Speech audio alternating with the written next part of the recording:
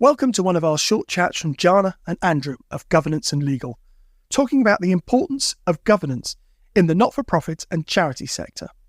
Jana and Andrew have been working together for almost 20 years now and both are qualified lawyers specialising in governance for this sector, advising 50 organisations on their governance.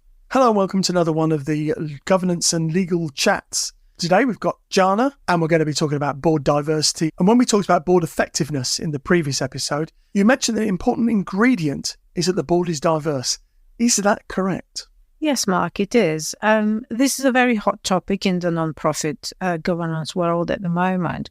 In the last few years, the requirements for board diversity have been generally increased.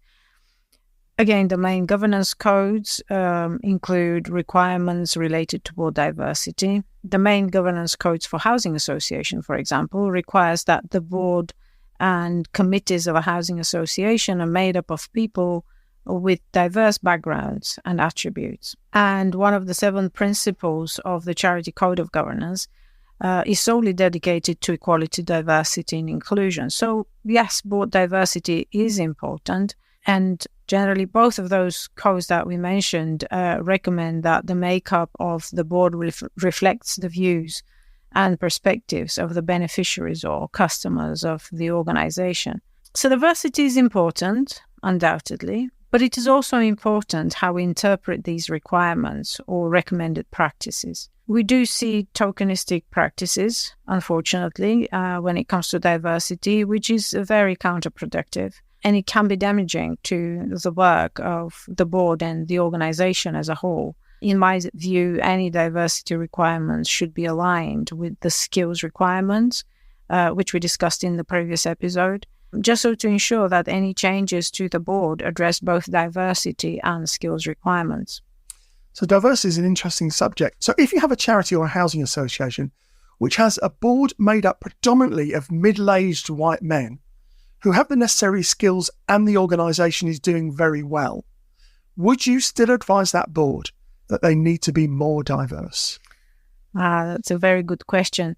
I personally would not like to look at diversity of a board just by looking at the few characteristics, which are the most obvious ones, being gender, age, and racial background.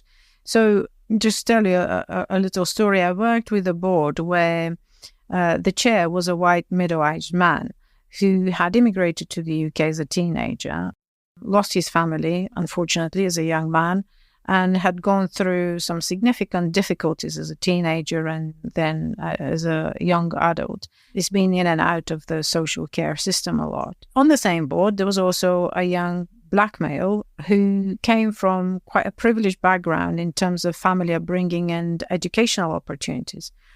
So the charity objective was, in that case, to provide young people from disadvantaged backgrounds with the opportunity to get apprenticeships in the City of London. So you can see how, from a life experience perspective, in this case, the middle-aged white male board member could bring valuable insight and contribution to the board of that charity. Yes, and I would say that when it comes to diversity, we need to think about diversity in relation to the most common characteristics. For example, racial background, gender, age, disability, and sexual orientation, but also consider diversity of things like skills that are needed to run the organisation efficiently and to deliver its organisational purpose, diversity of thought and perspective in order to avoid the trap of groupthink, and diversity in relation to socio-economic background and life experience. Yes, so I think it's very important to note that you have to look at the issue of diversity in its totality if you want diversity to contribute to the effective operation of a board. But would you say that boards which are wonderfully diverse always work better than boards which are not? As a general rule, yes, but not necessarily. I worked with a board not long ago where diversity was a hindrance. So it was a non-profit organization whose board was so diverse, particularly in relation to the members' professional background. So they had members from who had worked in the NHS, in national security, in car manufacturing, in corporate finance, charity sector. you name it. So the range of views was too wide and the perspectives were too different. So when it came to deliberations and decision-making, it was really difficult. The board found it hard to find a common perspective and therefore to reach a decision.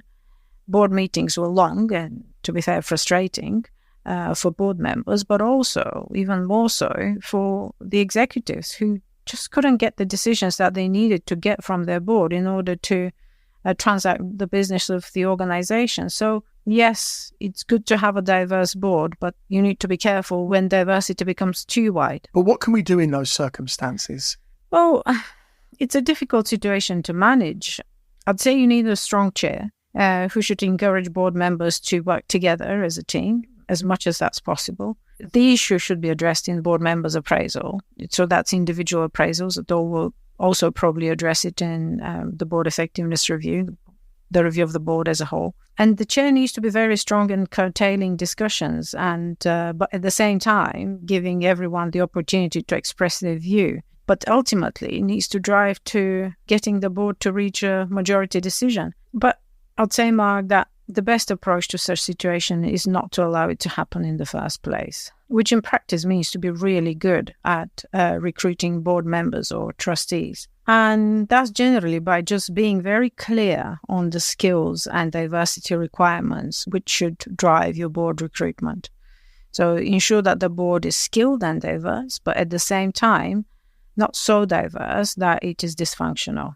And that's, of course, the art of recruiting a really good board, which probably is a topic for another episode. Thank you very much, Jana and Andrew, for your knowledge and insight.